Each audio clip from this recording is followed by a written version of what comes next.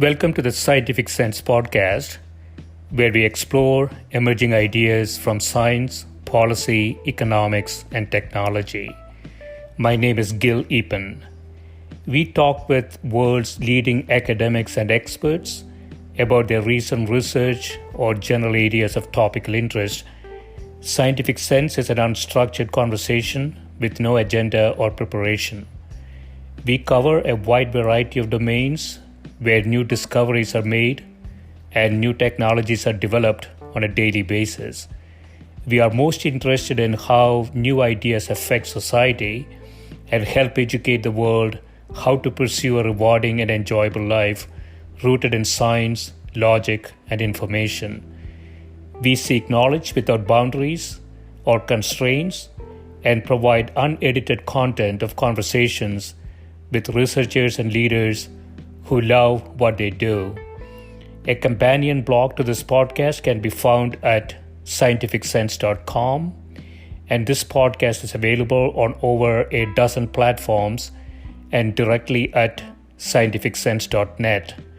If you have suggestions for topics, guests, and other ideas, please send them to info@scientificsense.com, and I can be reached at gill@eapen.info.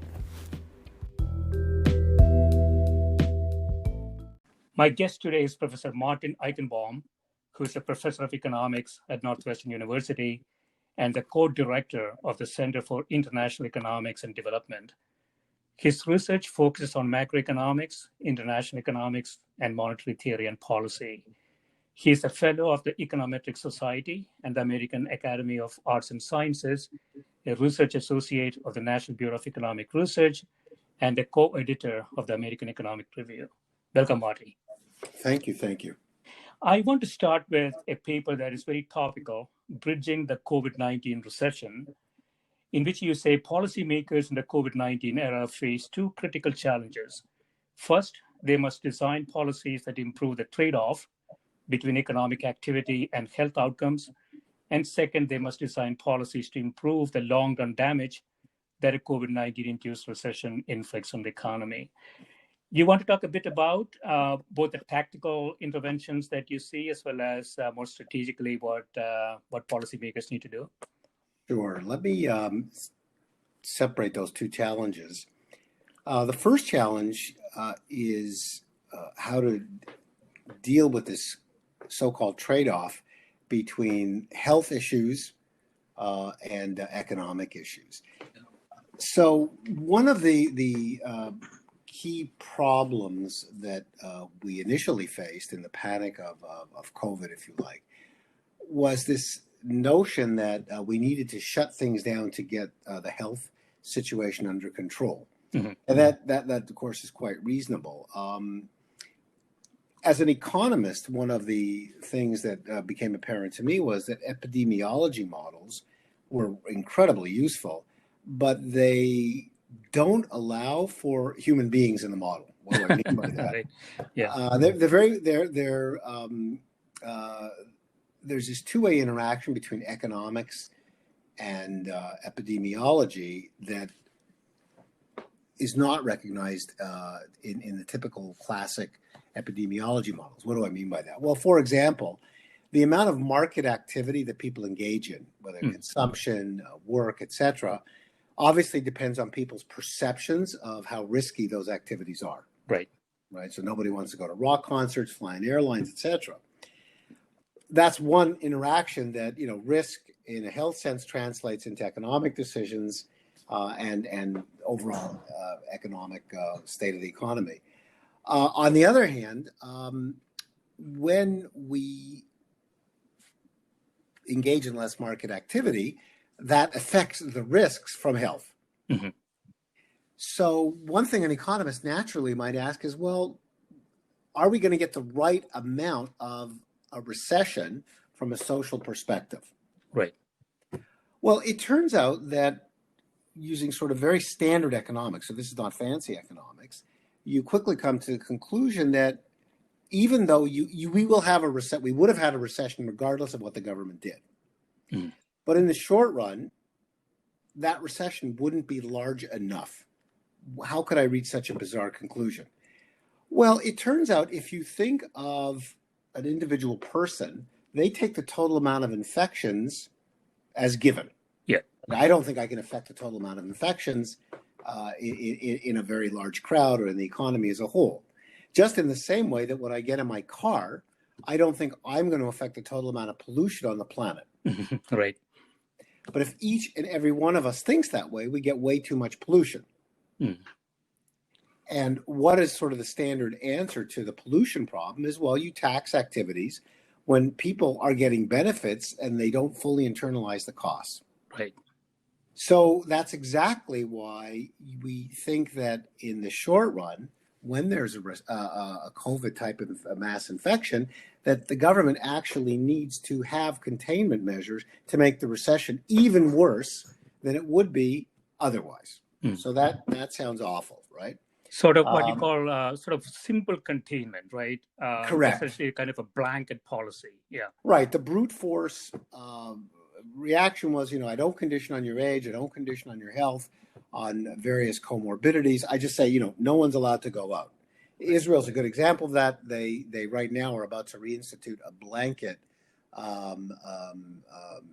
shutdown across the country. So that should come in a week or two.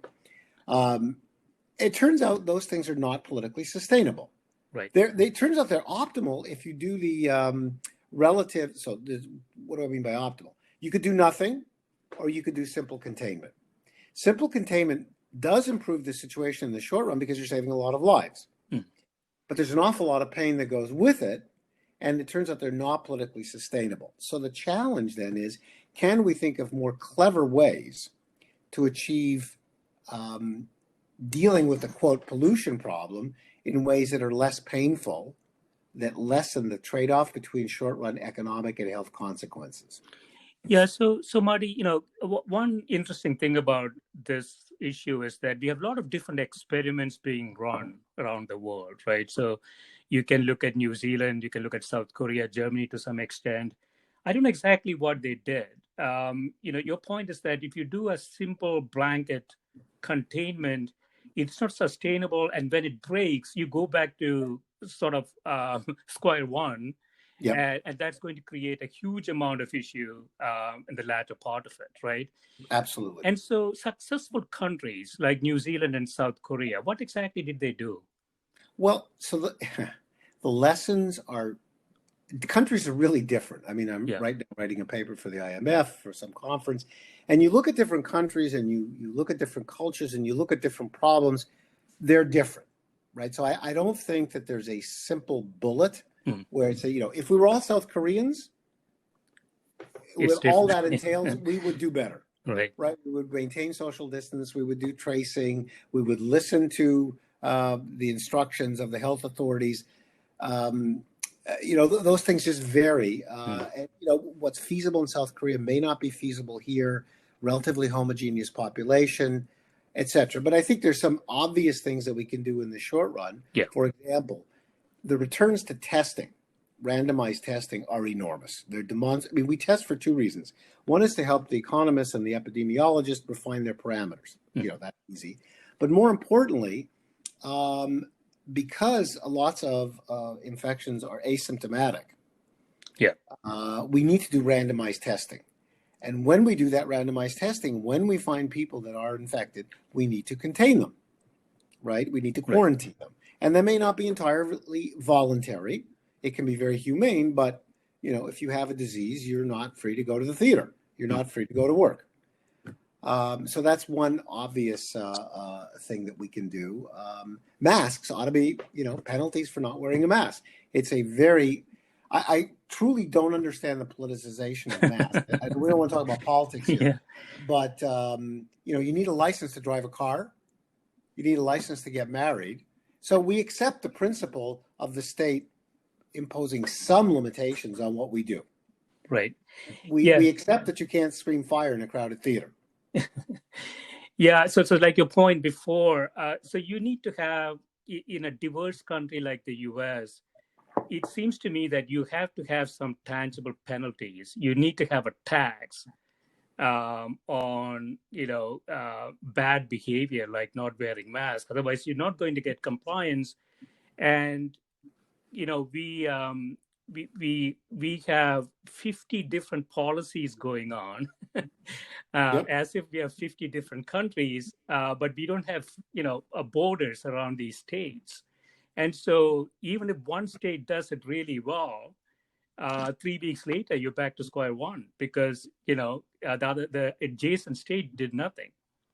Well, that's right. I mean, there's a tension here, right? We have to accept the constraints of the Constitution, and different states have different rights, and Washington, for good or for bad, can't tell everybody what to do.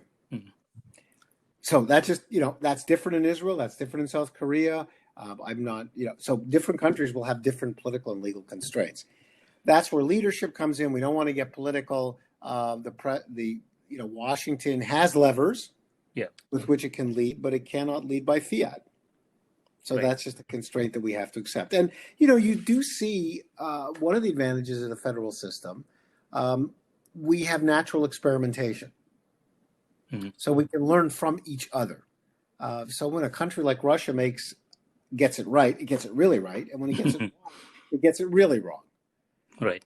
We have a more hedged society, but if politicians and people can honestly learn from the experiments, they're not quite random, but learn from the experiments of other states. And Illinois, I think, has done a pretty good job where I live. Not perfect, but I think it's done a pretty good job. And there are lessons that other states can learn from us and that we can learn from them. But on issues like masks, that's a pretty small tax to impose on individuals. Right. For the social good. And so from an intervention perspective, you did some sort of econometric models around this, right? So you could have choice one, no action, choice two, some sort of simple containment, and choice three, more thoughtful intervention. And these three policy issues have different effects if you look around 6 months, 1 year time frame, right? Correct. Yeah, and it's very clear that the worst outcome is doing nothing. Yeah.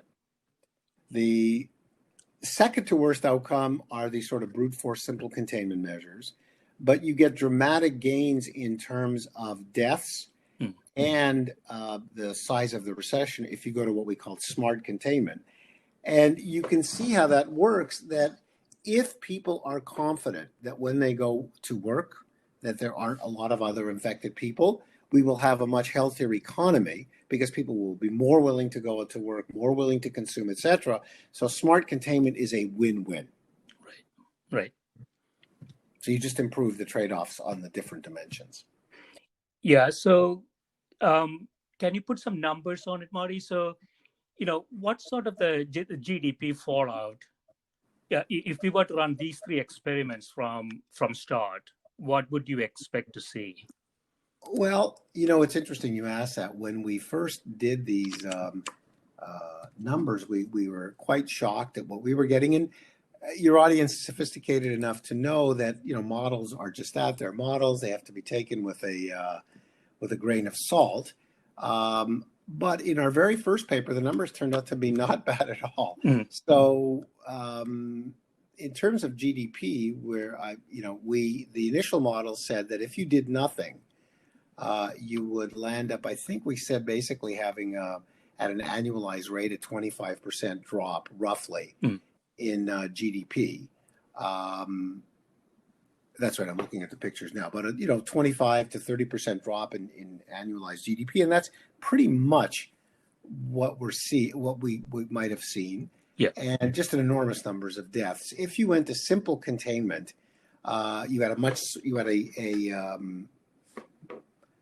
a larger recession initially, but many fewer deaths. If you go to smart containment, the trade-offs were really quite dramatically different. You went to a recession that was about a third as large. Yeah. Well, in the most extreme case, if you really, and we don't have the science or the infrastructure to do this, if you could really do massive randomized testing on a very frequency basis, you would basically eliminate COVID very quickly and the economic implications very, very quickly. To a first order, you would have very few deaths and very small drop in GDP. That's more aspirational because, as we all know, literally the act of getting up the ability to do randomized testing on that kind of a basis is just not something we're capable of doing right now. Although you could argue that had we started in February, we would be in such a position to do that now. Yeah, and so, politicians sometimes argue that it's one or the other. Either you get good economics or you take care of people in this case. I fundamentally disagree. Yeah. So that a central message of all of this research is that is a false choice. Right. That to the extent that people are more confident about their objective health when they engage in market activity, we will have more of it. And by the way, we have amazing data now.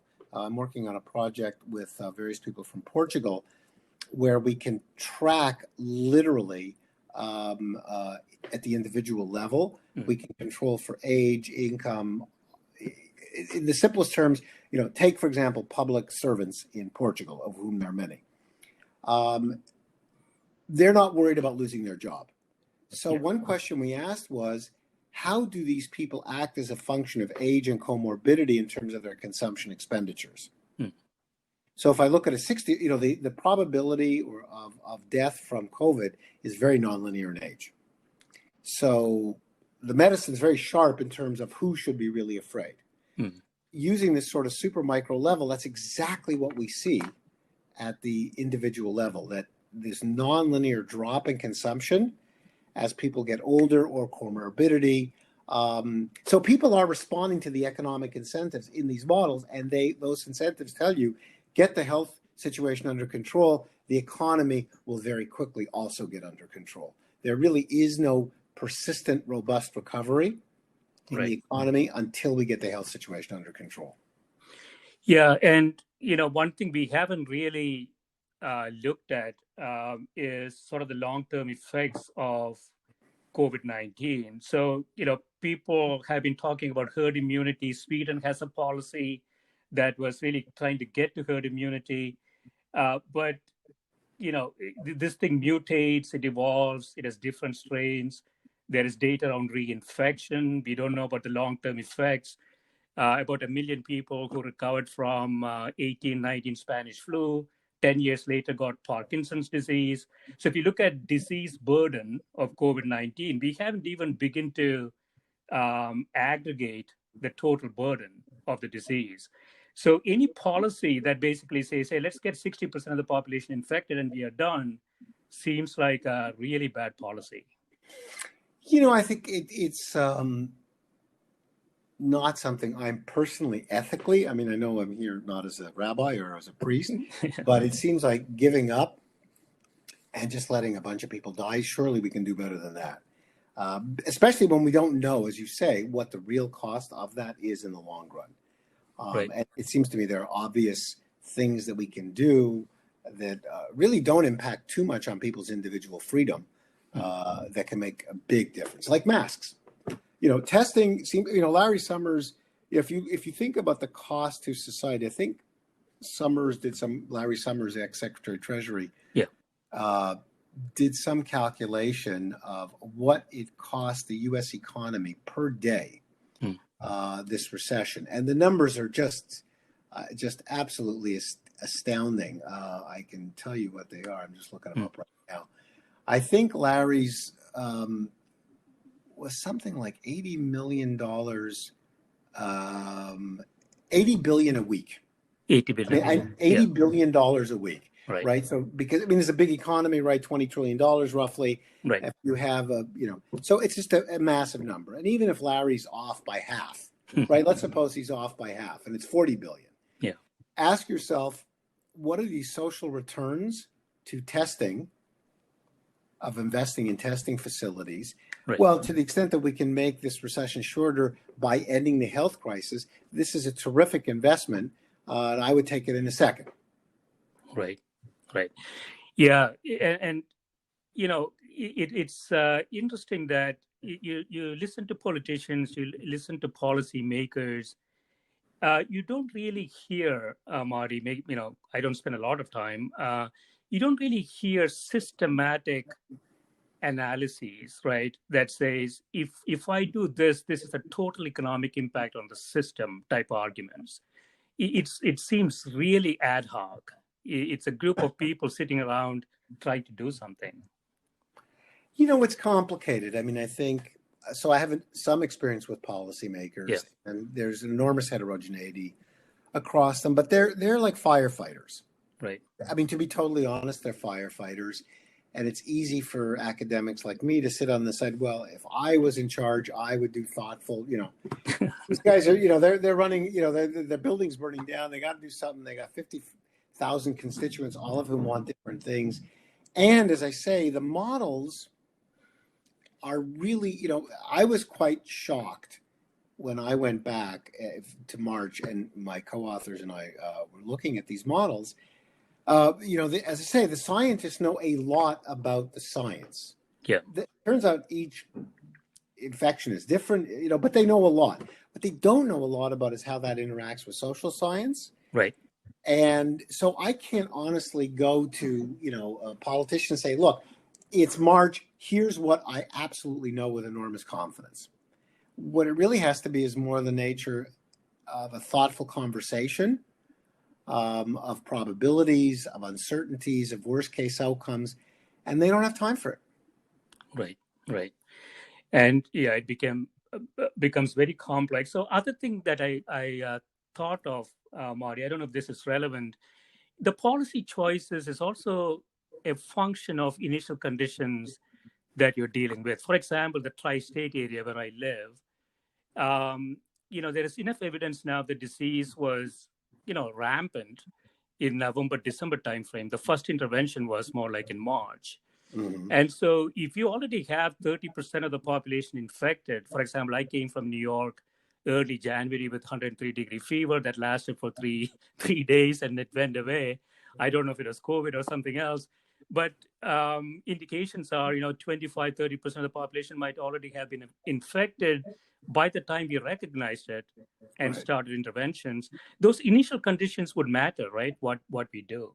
Oh, no doubt about it. And their initial conditions can be very subtle as well.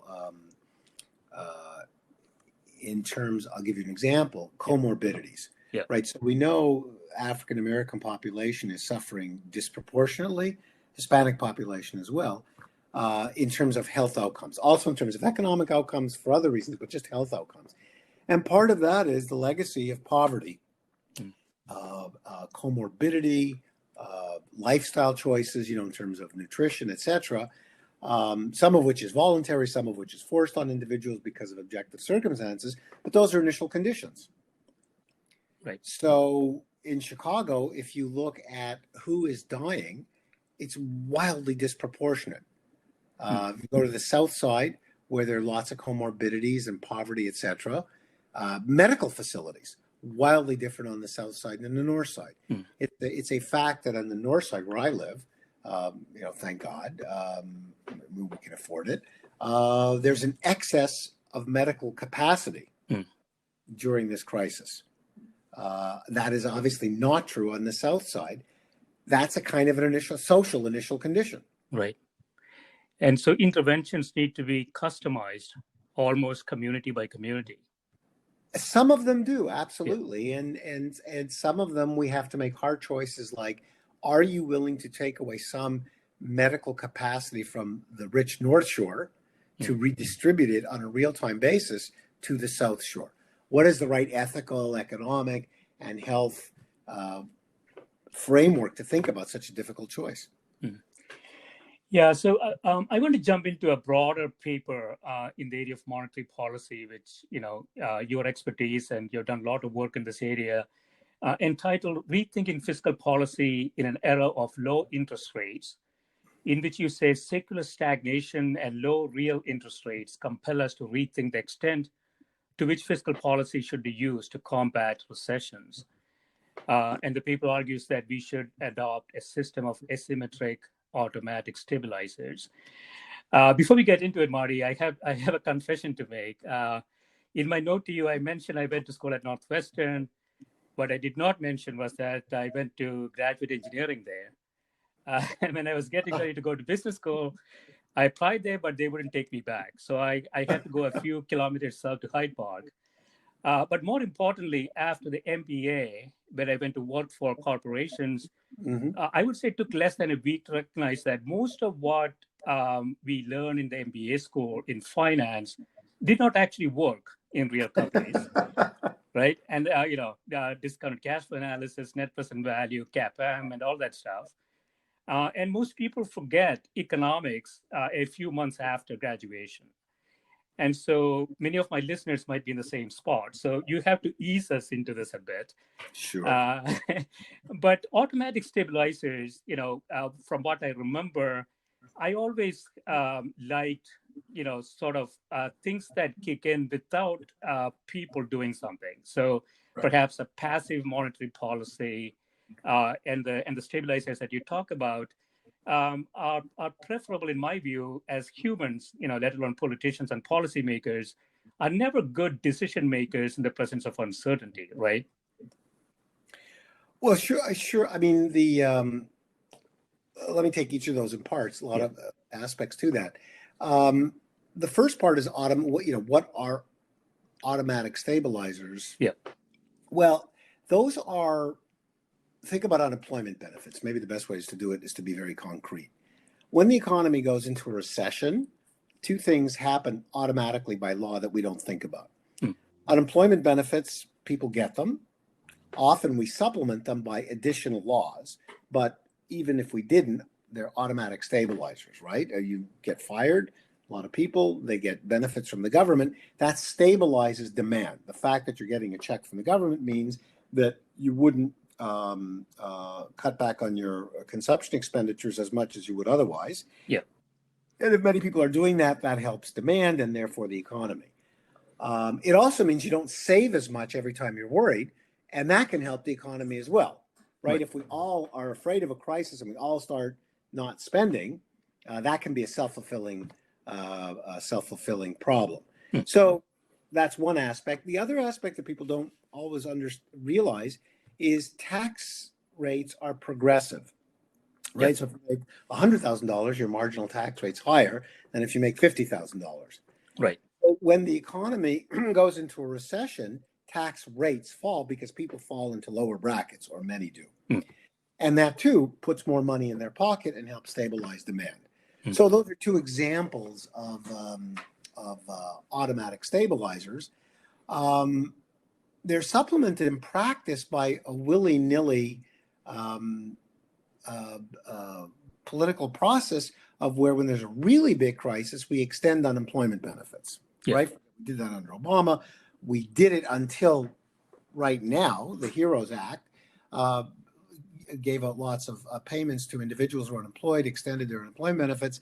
But as we see, that doesn't always work because Congress is at a standstill now when we may stop doing that. Right. This is your point about real-time decision-making. Yeah. So that's what an automatic stabilizer is. Well, how does that tie up with the first things that you said? Well, up until recently, let's say 10 years ago, up until the financial crisis of 2008, everybody kind of agreed. When I say everybody, I mean there was a lot of consensus that let's leave that to the Fed.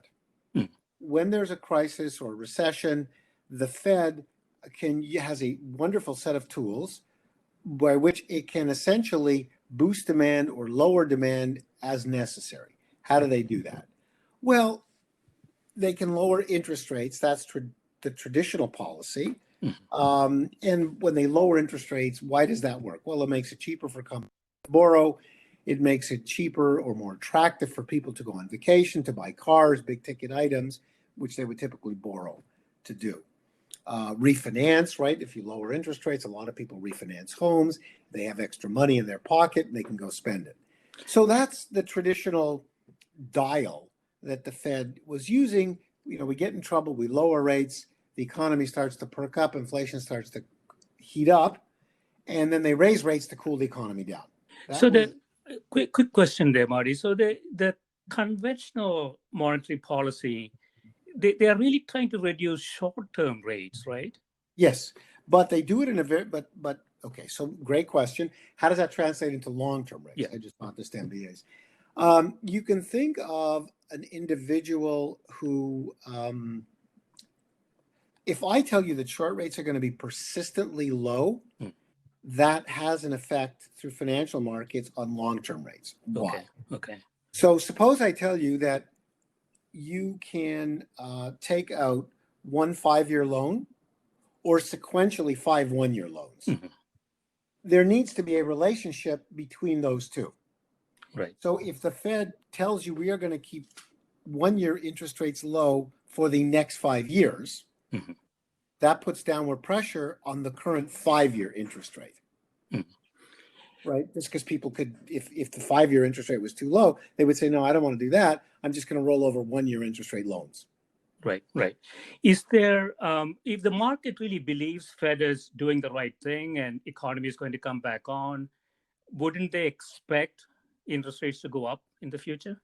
Well, so it's a balance. It's a balance, and we can look at any point in time when the Fed acts, what are futures markets telling us about, well, we can first see right now when the Fed lowers the interest rate today, what does that do to the yield curve? So what does it do to 1-year rate, 2-year rates, 3 years, 4-year rates? And you are correct that long-term rates are less sensitive to Fed manipulation than short-term interest rates. But they are sensitive. That is to say, there are things that the Fed can do in various econometric studies which sort of are consistent with the view that, the Fed can lower mortgage rates when it lowers short-term interest rates through the mechanisms that I talked about. Right. So it's pretty convincing on that dimension. Okay. So generally, people agree that monetary policy, it's quick to effect. Fiscal policy intervention is going to take time.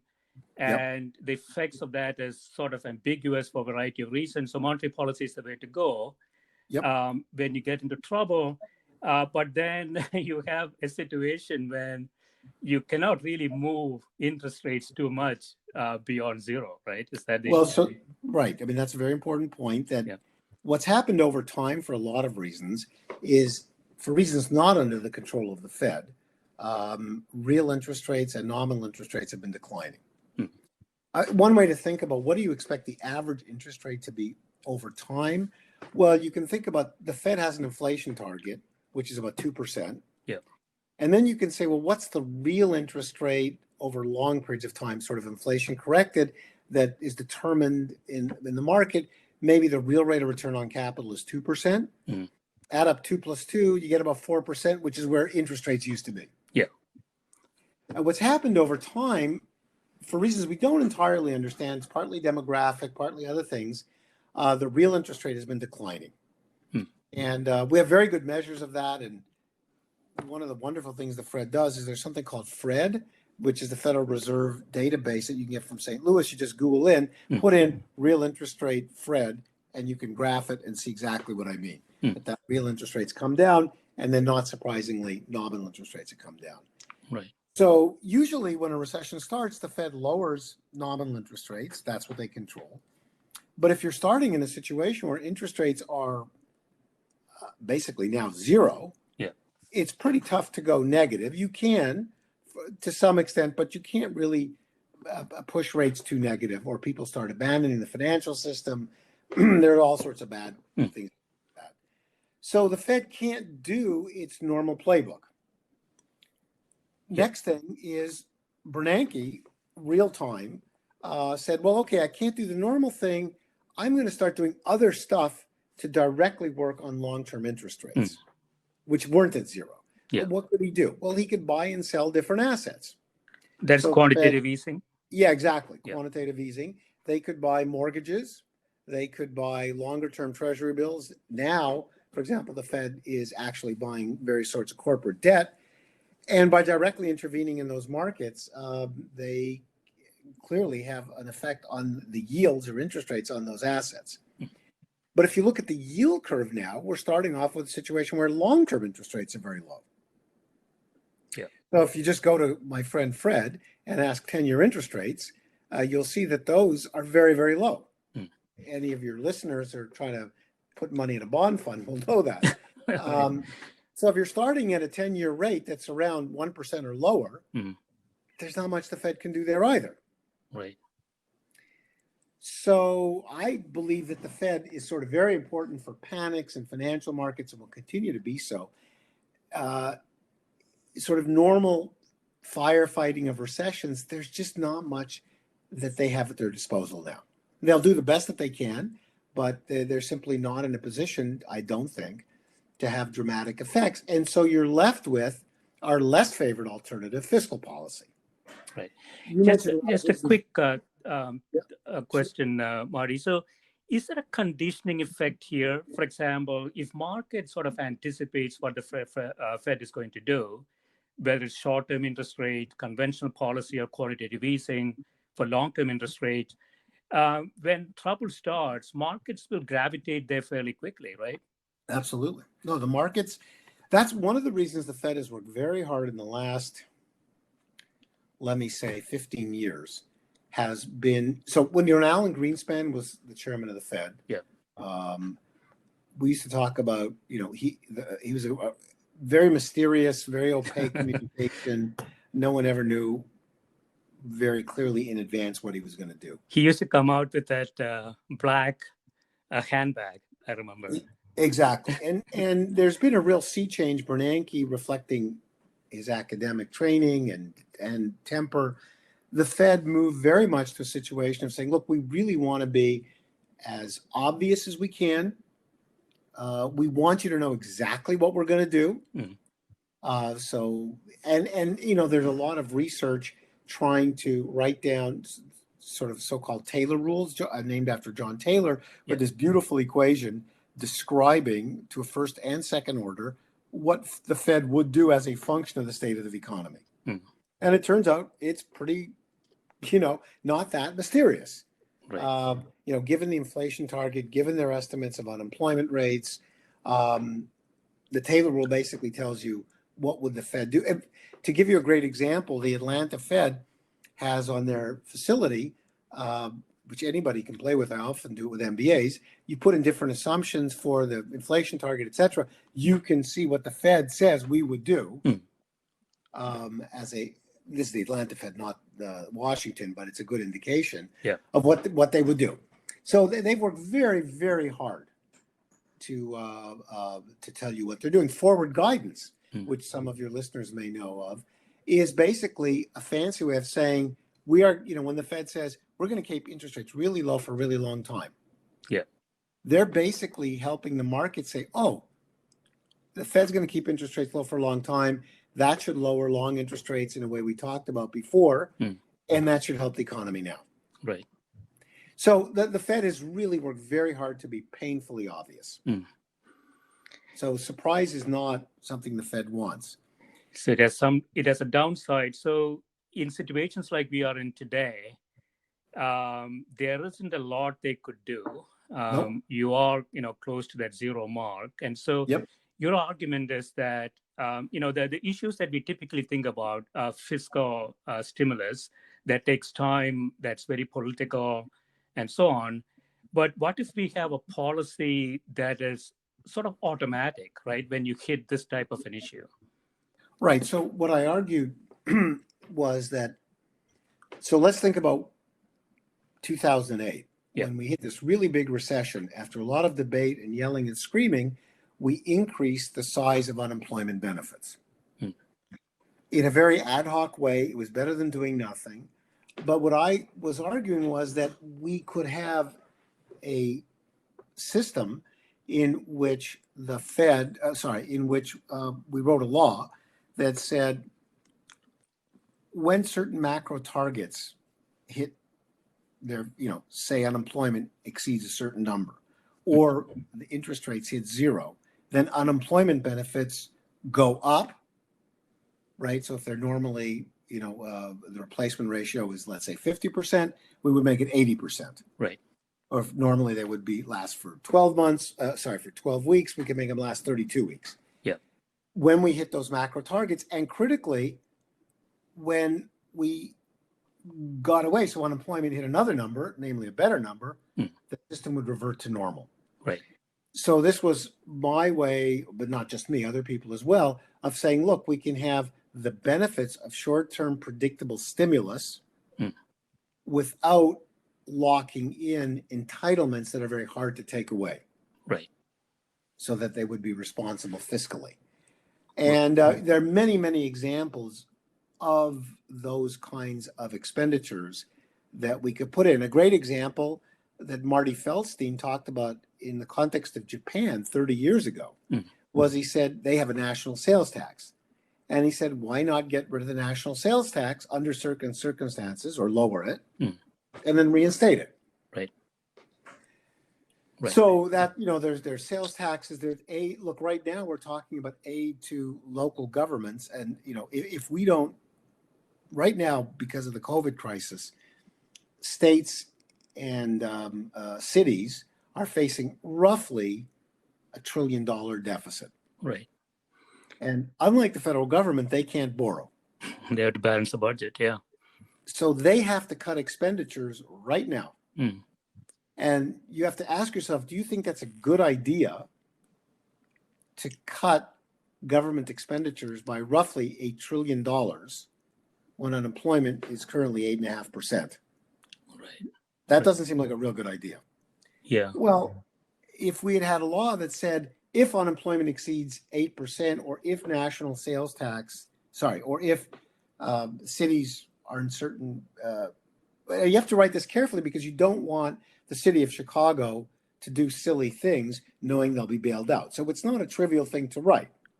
But it's not that manipulatable, right, Marty? I mean, because the metrics are more macroeconomic metrics. You cannot really manipulate them. I agree. I agree with that. Yeah.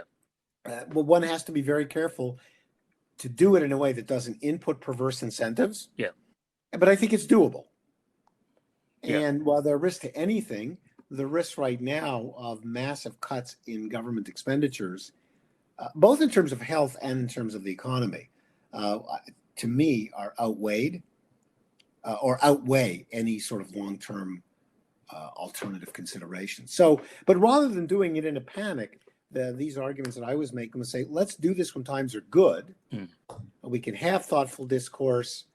We can do this in the right way, rather than in the heat of the moment, where we're unlikely to get it right. Right.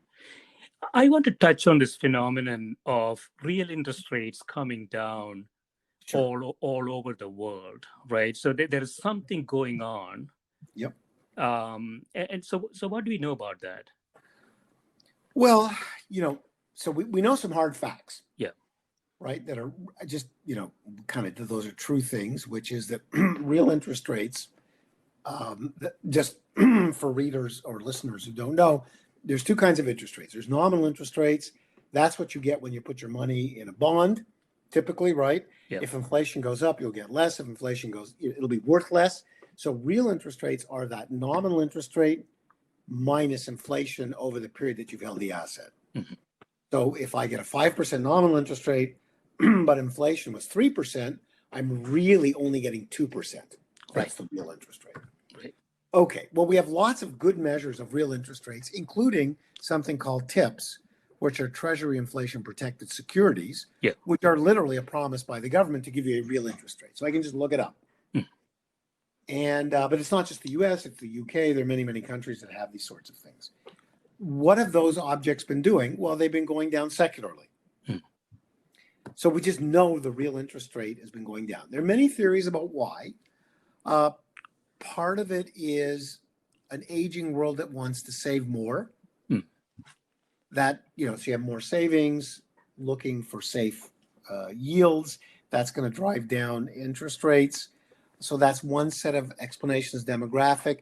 The other, people like Larry Summers have talked about the kinds of investments that we make now in an age of technology are less capital intensive.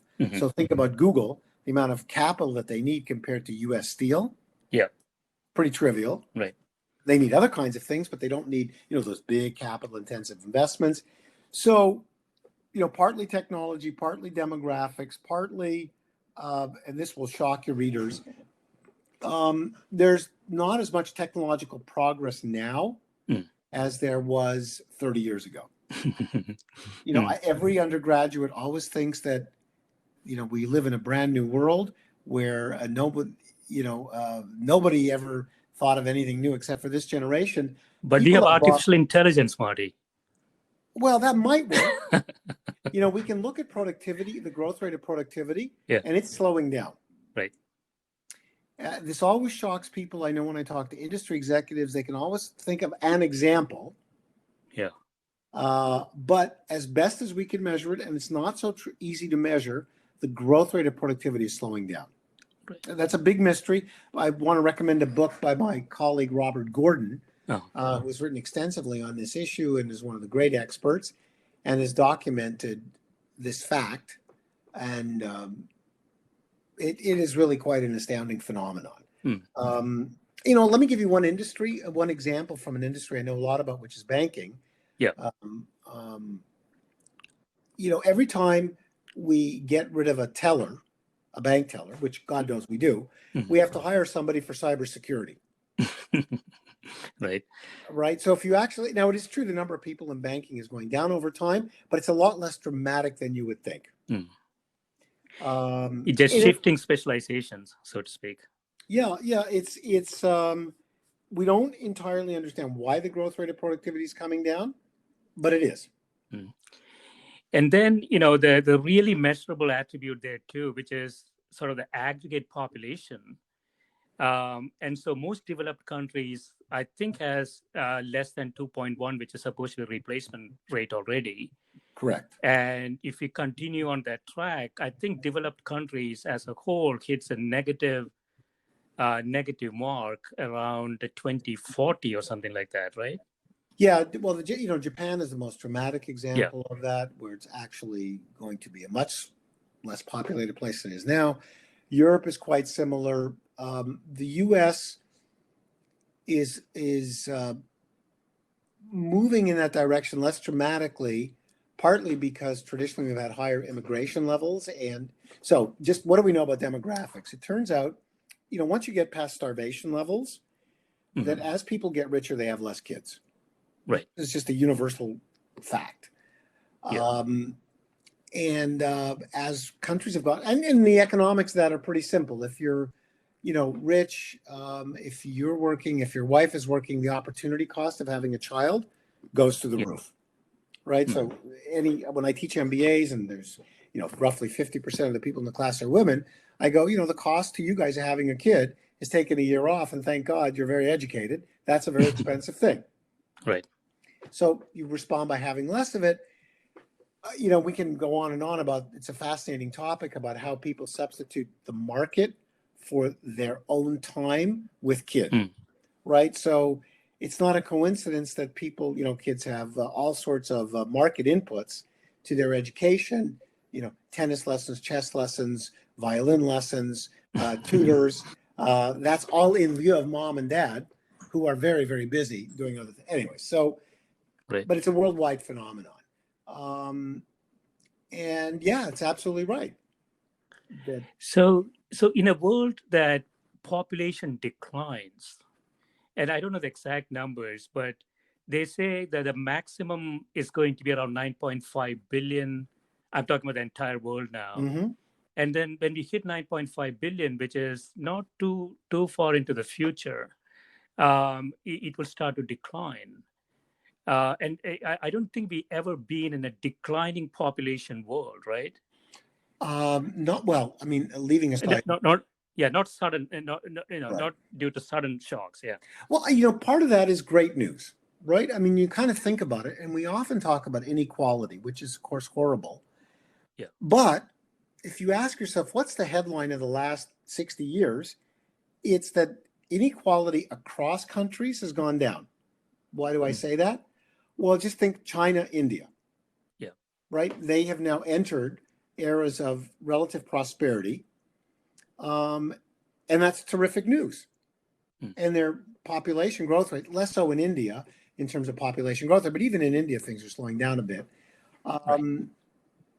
The fact that the population growth rate is declining is a symptom of all the good news on the economic front. Mhm. So I'm thrilled about that. In terms of the environment, that's terrific stuff, right? So there's lots of good news, or reflects good news, but it obviously poses important challenges. An aging population is very different than a young population. Right. And we're struggling with understanding all the consequences of that. Right. So the average age of the population will continue to go up. Yeah, I for think a long that's period of certainly time. true. There are enormous fiscal challenges, healthcare expenditure challenges in the United States that go with that.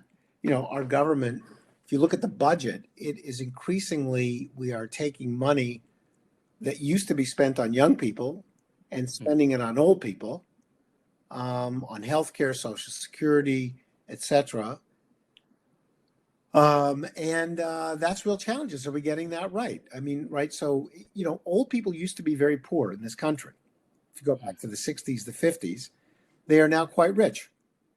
Yeah. Young people in many parts of this country don't have enough to eat, not enough education. Something doesn't seem quite right with the way we've allocated those resources. The young people might want their own country at some point. That's a risk. Well, I mean, you know, frankly, if you read blogs, you see a lot of tension. You know, people, Yeah. I'm a boomer, right? I don't know how old you Yeah. are, but I'm a boomer. And I think young people are pretty upset about it, and maybe they're right. Right. Yeah. It's yeah, you know, you just have there's so many things it's going to affect, just the population growth. For me, the productivity, you know, sort of stabilization, you know, maybe we'll get another technology shock. Who knows? That will take care of that in the future. But population, I think, is that there's nothing much one could do about that trend. Well, I don't think we And want to. I don't look. We can't. yeah, Well, I mean, to be clear, one thing we can do in the United States is allowing for more immigration. yeah, That's easy, right? There's lots of very talented Indians and people in the Middle East and Chinese people who are young would love to come here. This is a very not densely populated country. That's a political choice, right? I'm not saying we should do it, but it's certainly we could do it, and it would keep the population younger. yeah. We had sort of a monopoly on it for a long time. Not anymore. That's And I true. think countries like Canada have really gotten onto that, I think. Well, so I'm a Canadian, or I'm Yeah. both actually, and it is a conscious decision of the Canadian government to take advantage of other countries' decisions to be more closed. You know, so and they have a very rational immigration system, which is a point-based system, which says if you're educated, if you're young, we want you. Real simple. Right, right. Yeah, so I want to touch on one more paper, Marty. And so this is a related topic, state-dependent effects of monetary policy, the refinancing channel. So when interest rates go down, people with higher interest mortgages, the hope is that they will refinance it, and that puts some additional money in their pocket. But what you're saying in the paper is that it depends very much on the state of the system at that point, right? Right. So let me give you an extreme example. Yeah. Suppose that we were in a very stable environment, and everybody had, you know, bought their normal mortgages, etc. Let's say those mortgages were 4%, and then the Fed reduced interest rates. Well, there would be a huge number of people that, if they refinanced at 4%, if the Fed lowered interest rates, could really make a lot of savings by refinancing, right? We all had 4%, now you can do 3%. There's a whole bunch of us that could do that. So you would expect to get a big kick in terms of the economy if the Fed cut interest rates after a long period of stability, say at 4%. Yeah. But now imagine that the Fed was lowering interest rates for a while, like they've been doing now. You wouldn't necessarily get a huge, well, let me be careful. this is even simpler. Suppose that the Fed was raising rates. Yeah. Okay, so we started 4%, and then the Fed was raising rates 4%, 5%, 6%, 7%. If at 7%, the Fed cut interest rates, big effect. well, you got to be careful. All the people Okay. who refinanced at 4%, 5%, and 6%, Oh, right. if right. I cut interest rates from 7, those people are going to go fine, but I'm not going to refinance. Yeah, they're already locked into, these are fixed mortgages. Yeah, So they're already locked even if into they a low pay the price. cost, going from 7 to 6, you're not going to get the people at 5 and 4. They're Right. not going to benefit from a mortgage rate that's 6.5 now. So you can see that it now becomes much trickier to think about what the Fed should or shouldn't do at various points in time. How many people you're able to effectively get to refinance depends on not the level of interest rate, but the whole path of interest rates, the pool of potential savings. Right. So what this paper does is sort of work out when is monetary policy going to be most powerful and when is it going to be less powerful, and what lessons we can learn from that about current monetary policy. Yeah.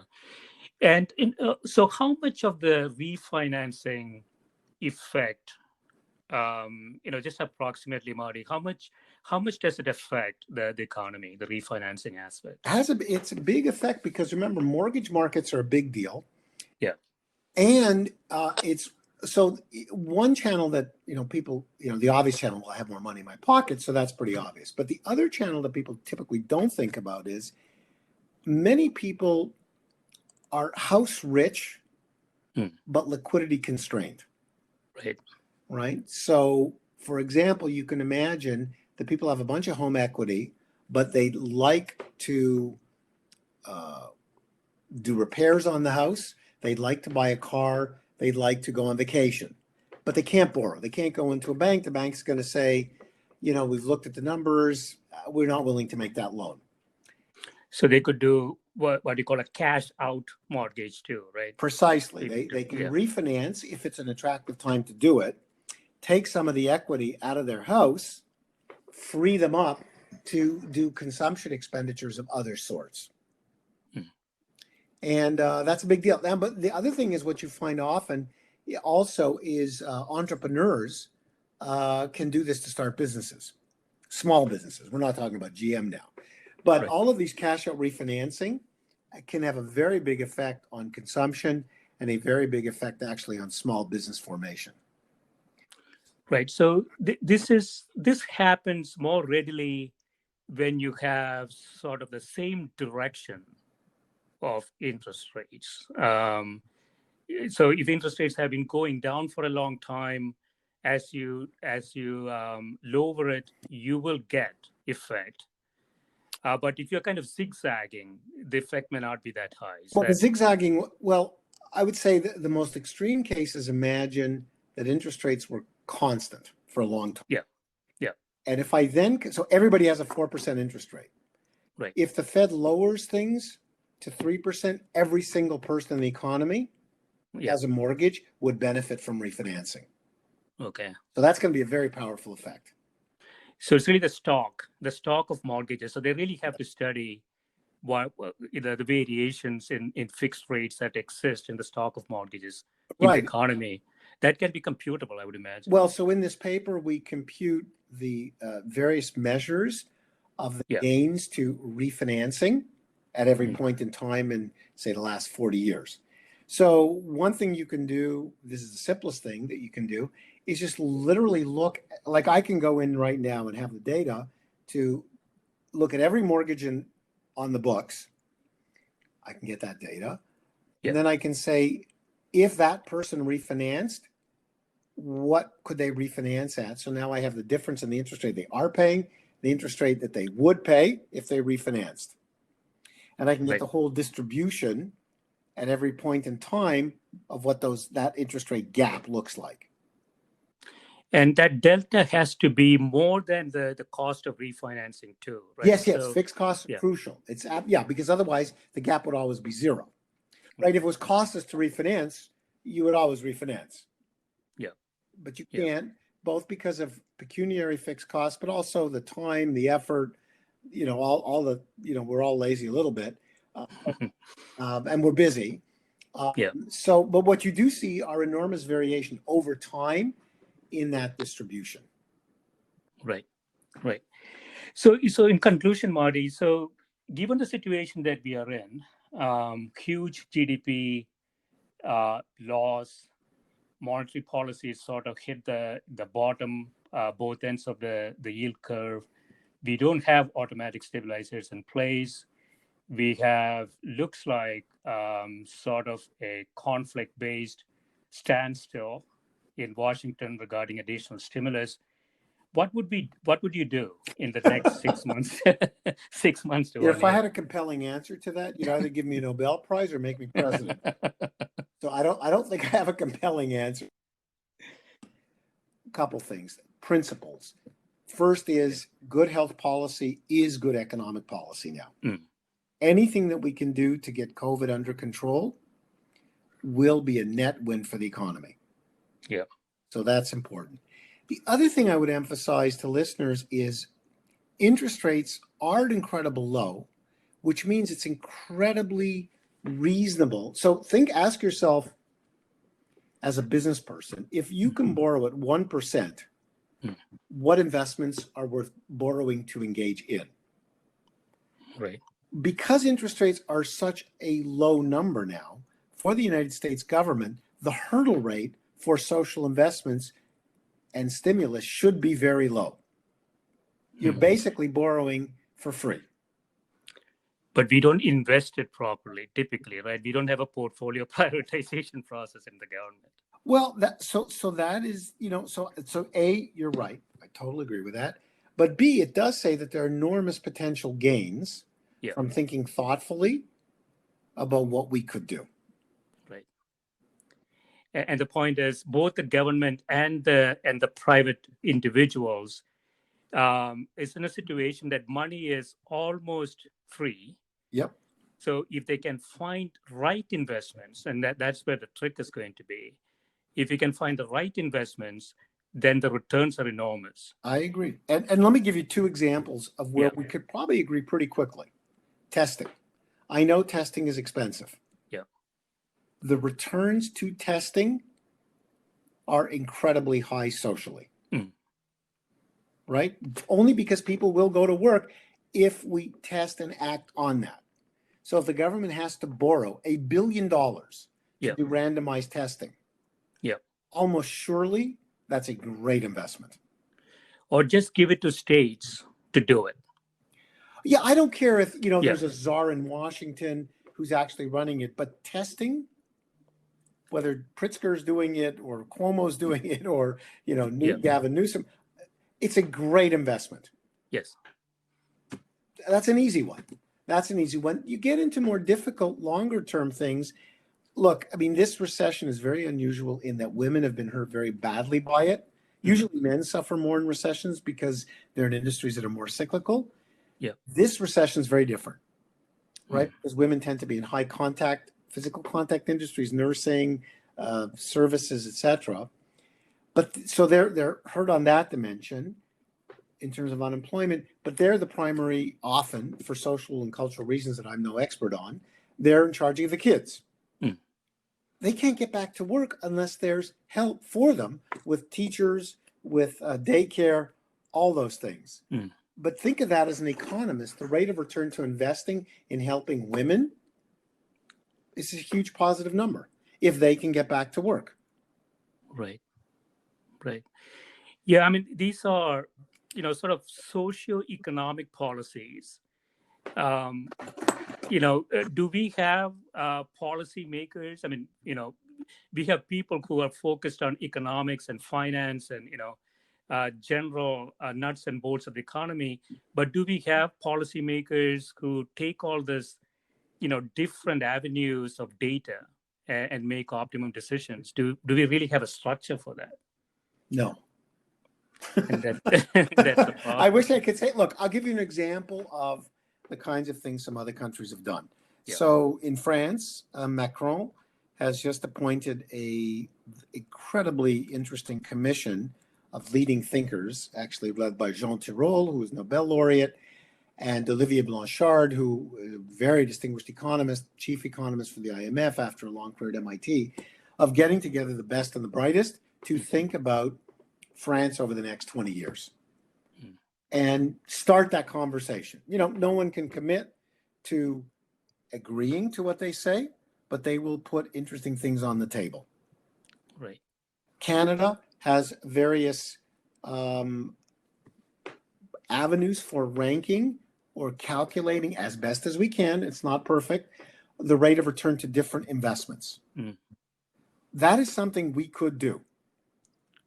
I mean, we have the expertise, we just don't have the will to do it.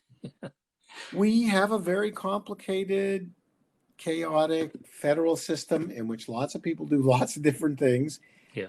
And, you know, the one thing I would say in defense of the United States, this is a very heterogeneous society. It is not Sweden.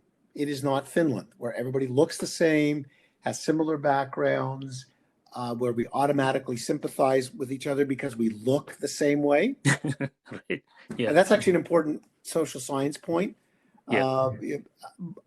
So we have challenges because of our heterogeneity, but that heterogeneity can also be a source of strength because we can bring different perspectives and opinions to the table. Right, right. Excellent. Yeah, this has been great, Marty. Thanks so much for spending My pleasure. time with me. My pleasure. I hope you and your family are safe and sound and we all get through this together. Same to you. Yeah, keep the kids away from each other.